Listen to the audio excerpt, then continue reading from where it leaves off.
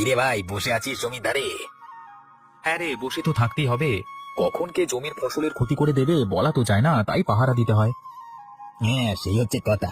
এখন আর মানুষজনকে বিশ্বাস করা যায় না। তুই কোথায় যাচ্ছিস? রিক্সা স্ট্যান্ডে যাবি নাকি?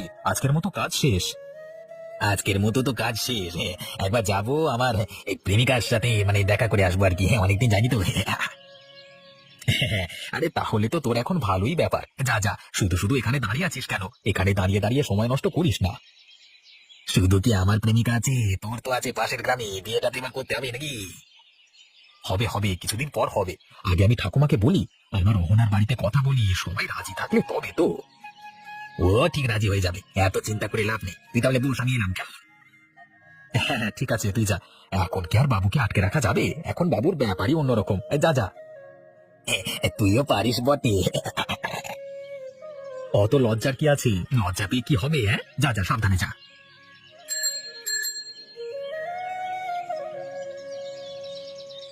কাকু, আলুটা একটু ঝাল ঝাল করে মাখো, না হলে ভালো লাগবে না। আচ্ছা, তুমি যেমন বলবে। তাহলে একটু দাঁড়াও, আলুটাকে ভালোভাবে মেখে নিয়ে তোমাকে দিচ্ছি। আচ্ছা কাকু, তুমি তাই মাখো। আমি দাঁড়াতে রাজি আছি, তবে ভালো জিনিসটাই খাবো। আমার ফুচকা সবার থেকে সেরা, এটা সবাই জানে। আর আমি খারাপ জিনিস কাউকে দিই না। হ্যাঁ হ্যাঁ, আমি সেটা জানি। তাই জন্যই তো প্রত্যেকবার তোমার কাছ থেকেই ফুচকা খাই। এই নাও মা। মা, ফুচকার আলুটা ঠিক আছে তো, নাকি আর একটু ঝাল দেবো? না না কাকু, একদম ঠিক আছে। যাকে বলে একেবারে পারফেক্ট। ফুচকায় কোনো ভুল ত্রুটি নেই। মা, আমাকে যা বলবে একটু বাংলায় বলো না, আমি ইংরেজি বুঝতে পারিনি কো। না না কাকু, তোমার ফুচকা একদম ঠিকঠাক আছে, এটাই বললাম। দাও, আরো দুটো দাও। এই হচ্ছে তোমার শেষ ফুচকা। তোমার হয়েছে 20 টাকা। আরো খাবে? না না, আজ আর নয়, আবার অন্যদিন খাবো এখন। এই নাও কাকু, তোমার 20 টাকা। তোমার ফুচকা খেয়ে মজা এসে গেল, আবার আসবো। তোমাদের ফুচকা খাওয়ানোর জন্যই তো আমি আছি। প্রত্যেক দিন বিকেল বেলায় আমাকে পাবে, যে দিন মন চাইবে চলে আসবে।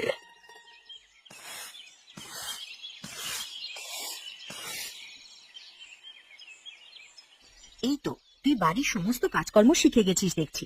এবার তো বিয়ের জন্য সম্বন্ধও আসছে। তোর বাবাকে বলে এবার বিয়েটা দিয়ে দিতে হবে। মা, একটা কথা বলবো, তুমি আমায় বকবে না তো? আরে না না, বকবো কেন? তুই বল না, কিছু কি হয়েছে নাকি? আমার বিয়ের জন্য পাত্র দেখতে হবে না। আমি একটা ছেলেকে ভালোবাসি, পাশের গ্রামে বাড়ি। ছেলেটা খুব ভালো। এইসব কবে থেকে চলছে? প্রায় 2 বছর ধরে। তুমি বিশ্বাস করো, ছেলেটা খুব ভালো গো। ছেলেটা কি কাজ করে? তোর দায়িত্ব নিতে পারবে তো? ছেলেটার নাম রোহন। ও একজন চাষি, নিজেই চাষবাস করে। পাশের গ্রামে ঠাকুমার সাথে থাকে। ওর বাবা মা নাই। আমাদের থেকে ওর কিচ্ছু দাবি নেই, শুধু আমায় বিয়ে করতে চায়। তোর কথা শুনে মনে হচ্ছে তোর ছেলেটা ভালো। আচ্ছা ঠিক আছে, তুই ওকে একদিন আমাদের বাড়িতে আসতে বলিস তো। তোর বাবাও থাকবে, আমিও থাকবো, কথা বলবো। আচ্ছা মা, ঠিক আছে। এবার যেদিন দেখা হবে আমি তাহলে ওকে বলবো। ছেলেটাকে তোমাদেরও পছন্দ হয়ে যাবে, দেখবে। আর শোন, ছেলেটা যদি ভালো হয় আমরা ঠিকই বিয়ে দিয়ে দেবো। আমরা যদি বুঝি ছেলেটা ভালো নয়, ওপর ওপর দেখাচ্ছে ভালো, তাহলে কিন্তু বিয়ের আর কোনো কথাই হবে না। বিয়ে হলে তোর জীবনটা নষ্ট হয়ে যাবে। আগে তোমরা ওর সাথে কথা বলে দেখো, তারপর ভাববে। ব্যবসায় তো এ মাসে ভালোই মুনাফা হয়েছে। জি, হবে নাই বা কেন? ব্যবসা করছে কে দেখতে হবে তো। আমার নাম রাকেশ। তুমি পড়াশোনা জানায় একটা সুবিধা আছে, সব হিসেবগুলো করে দিতে পারছো। আমি হচ্ছে সব কাজেই পারদর্শী। পড়াশোনাও করেছি, বাড়ির কাজও করেছি। এই এত হিসেব করতে না হলে অনেক সময় ব্যয় হয়ে যেত। তুমি আছো বলেই এত তাড়াতাড়ি সবকিছু হয়ে গেল। ধন্যবাদ গিন্নি। স্বামী স্ত্রীর মধ্যে ধন্যবাদ কথাটা আসে না, তুমি মনে হয় ভুলে গেছো। ভুলে গেছিলাম গিন্নি, রাগ করো না গো। ফেরবার পথে তোমার জন্য অনেকগুলো রসগোল্লা কিনে আনবো। আচ্ছা তাহলে ঠিক আছে, আর রাগ করবো না। খেতে একটু বেশিই ভালোবাসি। আর সেটা আমি জানি গো গিন্নি, আমার পেটুক বউ একটা। কি, তুমি আমায় পেটু করবে? থাক, আমার জন্য আর আনতে হবে না কিছু। আরে তোমার সাথে একটু মশকরা করছিলাম। তুমি যেমনই হও, তোমাকে খুব ভালোবাসি। থাক থাক, যত সব আদিক্ষেতা। আরে তুমি রেগে যেও না গিন্নি, আমি একটু বেরোচ্ছি। হ্যাঁ, কাজ তো শেষ হয়েছে। ফেরবার পথে তোমার জন্য রসগোল্লা আনবো। আমি আসছি গিন্নি।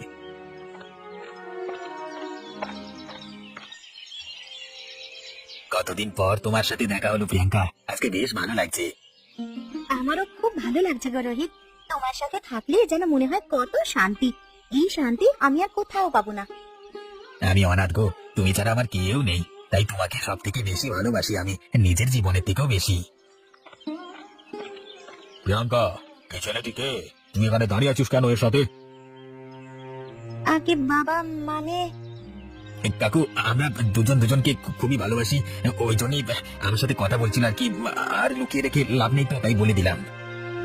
এসব কি বলছে প্রিয়াঙ্কা? আর তুমি কি কাজ করো? আমি একজন রিক্সা চালক, যা রোজগার করি দুজনে হেসে গেলে চলে যাবে। তুমি আমার মেয়ের খরচ চালাবে? ওর এক সপ্তাহের যা খরচ হয় সেটা তোমার 6 মাসের রোজগার। বাবা, আমি ঠিক থেকে যাব, কিন্তু আমি রোহিতকে বিয়ে করব। তুমি অন্য জায়গায় বিয়ে দিও না, আমি থাকতে পারবো না গো। তুই কাঁদিস না রে মা, তুই কাঁদলে যে আমি থাকতে পারি না। আজ আমি ভেবে দেখছি। আর এই যে রোহিত, তুমি একদিন আমার বাড়িতে এসো, তোমার সাথে কথাবার্তা বলবো। এবার খুশি তো তুই? আমি রোহিতকে খুব ভালোবাসি গো, খুব ভালো ছেলে রোহিত, তুমি মেনে নাও। মা, তুই এখন বাড়িতে চল, ও আগে একদিন আমাদের বাড়িতে আসুক, কথাবার্তা বলি আমি, তারপর ভেবে দেখবো, বলছি তো। চল এখন বাড়িতে চল।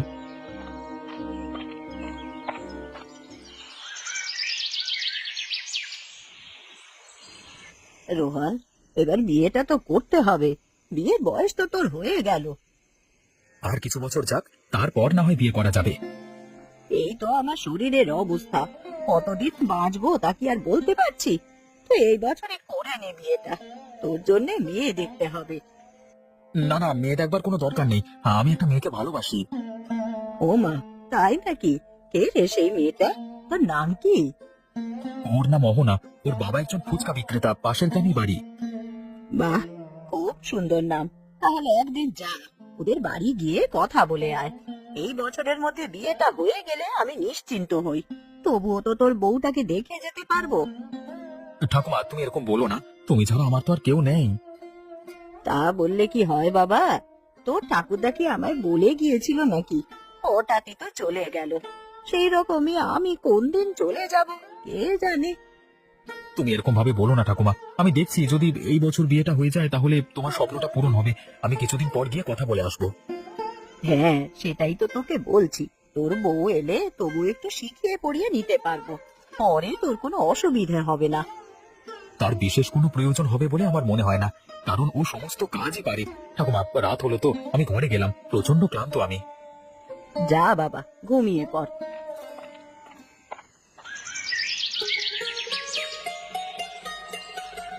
প্রিয়াঙ্কা, বাড়িতে আছো? ভেতরে এসো, বাবা মা তোমার জন্য অপেক্ষা করছে।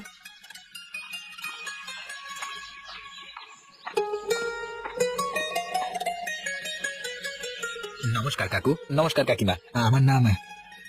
থাক, তোমায় আর বলতে হবে না, আমি সবই জানি। কাজের কথায় আসি, তুমি আমার মেয়ের ভরণ পোষণের দায়িত্ব নিতে পারবে না। তুমি যদি আমাদের বাড়ির ঘর জামাই হয়ে থাকো তাহলে বিয়ে হবে, না হলে হবে না। ঘর জামাই? আপনার মেয়েকে কি আমার সাথে আমার বাড়িতে পাঠাবেন না? আমার মেয়ের এক সপ্তাহের যা খরচ হয় তাতে তোমার 6 মাসের সংসার চলে। তুমি দায়িত্ব নেওয়ার যোগ্য নয়। বিয়ে দেবো তবে ঘর জামাই হলে। আচ্ছা ঠিক আছে, ঘর জামাই হয়েই থাকবো। প্রিয়াঙ্কাকে তবু বিয়েটা করতে পারবো? আর হ্যাঁ, তোমার রিক্সা চালানো ছেড়ে দিতে হবে। আমার জামাই রিক্সা চালাক, এটা আমি মেনে নেব না। তুমি যদি এসবে রাজি থাকো তাহলেই বিয়ে হবে। রাজি হয়ে যাও না, না হলে বাবা আমার সাথে তোমার বিয়ে দেবে না। আচ্ছা ঠিক আছে, আমি সবকিছুতেই রাজি। আপনারা কবে বিয়ে দেবেন বলুন? পরের সপ্তাহে গ্রামের পুরোহিতের বাড়িতে গিয়ে বিয়ে দিয়ে দেব। এত অনুষ্ঠান করতে হবে না। আমরা যে তুলনায় আয়োজন করব সেটা তুমি পারবে না। সেরকম না করলে আমাদের মান সম্মান ধুলোয় মিশে যাবে, তাই জন্য কোনো দরকার নেই। আচ্ছা ঠিক আছে, আমার কোনো আপত্তি নেই। আমরা দুজনে মিলে একসাথে থাকবো রোহিত, খুব ভালো থাকবো, চিন্তা করো না। ভালো থাকবো বলি তো এত কিছু আত্মত্যাগ করলাম।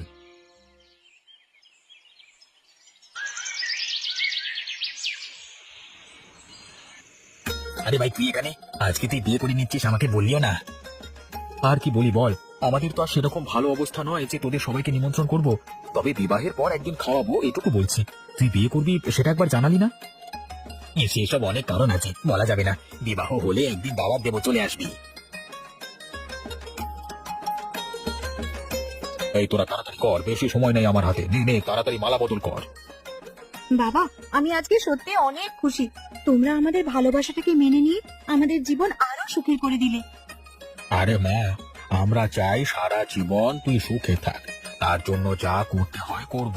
তুই ভালো থাকলে তবেই তো আমরা ভালো থাকবো। এতদিনে তোর বাবা একটা ঠিক কথা বলেছে। রোহন বাবা জীবন, নাও আর দেরি করো না, তোমার ভালোবাসার মানুষকে আপন করে নাও। রোহন, তুই আরো কয়েক বছর পর বিয়ে করবি বলছিলি, তখন আমি বেঁচে থাকতাম কি না থাকতাম, দেখ কত সুন্দর তোর বউকে দেখছি। এবার আমাদের বাড়িতে যাবি, কত আনন্দে থাকবো আমরা। তুমি ঠিকই বলেছিলে ঠাকুমা। রোহন, কই রে বাবা, বেরিয়ে আয়, খাবার তৈরি হয়ে গেছে, খেয়ে নিবি। আয় বাবা। বৌমা, তুমিও এসো। কি রান্না করেছে ঠাকুমা? সকাল সকাল কি আর করবো বল, একটু তরকারি করেছি আর কয়েকটা লুচি ভেজেছি। ওই দেখ, আমি তুই বলছি বলে আবার কিছু মনে করিস না। আরে না না ঠাকুমা, আপনার যেটা ইচ্ছা সেটাই বলবেন, আমার কোনো আপত্তি নেই।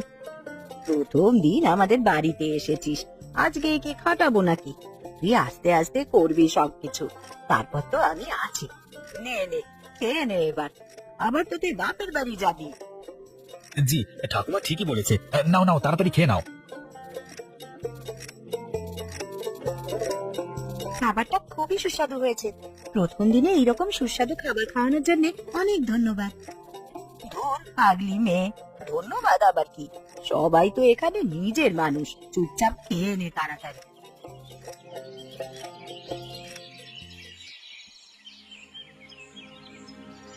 জামাই, রান্নাঘরে চায়ের কেটলিটা আছে, চটপট নিয়ে চলো, সকলে মিলে চা খাবো। আর পাশে কয়েকটা কাপ আছে, সেগুলোও নিয়ে আসবে। শাশুড়ি মা, আমি? তুমি কেন, কিছু আপত্তি আছে নাকি? না না, আপত্তি নেই, আমি যাচ্ছি। বাড়িতে বসে বসে খাবে, এইটুকুনি কাজ তো করতেই হবে, বসিয়ে খাওয়াতে আমি পারবো না। এই যে টেবিলে রেখে দিলাম, আপনার কথা মতো আমি চা নিয়ে এসেছি। আরে নিয়ে এসেছো তো কি হয়েছে, সবাইকে চা দাও, সবাই তো হাঁ করে বসে আছি। একটা কাজও তো ঠিকঠাক করে করতে পারো না, কত দাম জানো এই কাপটার, শুধু শুধু ভেঙে ফেললে। পরিষ্কার করো ওইখানটা। মা, ও তো তোমাদের বাড়ির জামাই, ওকে ওই রকম ভাবে কাজ করাচ্ছ? এই, তুই একদম চুপ থাকবি, বসে বসে খাওয়াতে আমি পারবো না, কাজ করতেই হবে। বিয়েটা দিয়েছি তোদের কি জন্যে?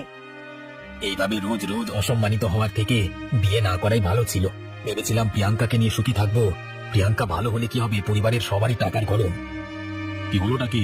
ওখানটা তাড়াতাড়ি পরিষ্কার করো, কখন তো তোমাকে বলা হয়েছে। আমার পরিবার রোহিতকে এইভাবে কষ্ট দিচ্ছে, আমার স্বামীকে এইরকম ব্যবহার উপহার দিচ্ছে, আমার নিজেরই লজ্জা করছে। আমি এইরকম পরিবারে জন্ম নিয়েছি।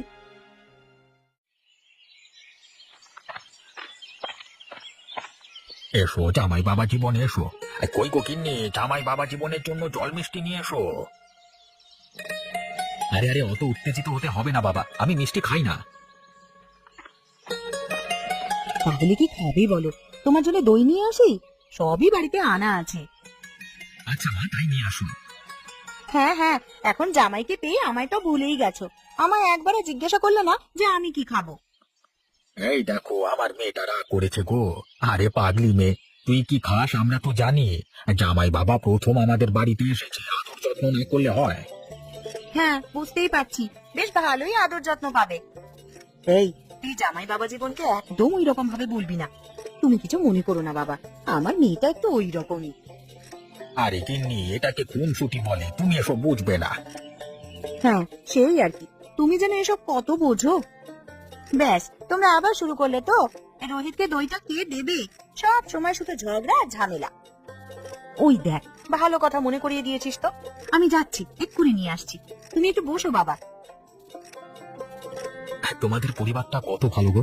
আমরাও একসময় এরকম ভাবে আনন্দে থাকতাম, হঠাৎই আমার মা বাবা মারা গেল, তারপর থেকে ঠাকুমাই আমার কাছে সবকিছু। এই সুখের দিনে দুঃখের কথা একদম নয়।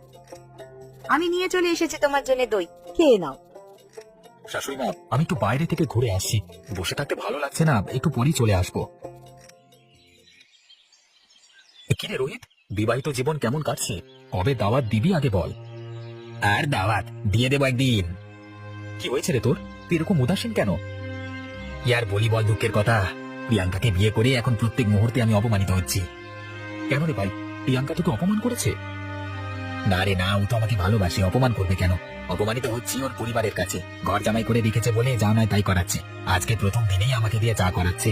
চা দিতে গিয়ে আমার হাত থেকে একটা কাপ করে ভেঙে যায়। কতগুলো কাজের লোক থাকা সত্ত্বেও আমাকে দিয়ে পরিষ্কার করালো। এটা তো অন্যায়।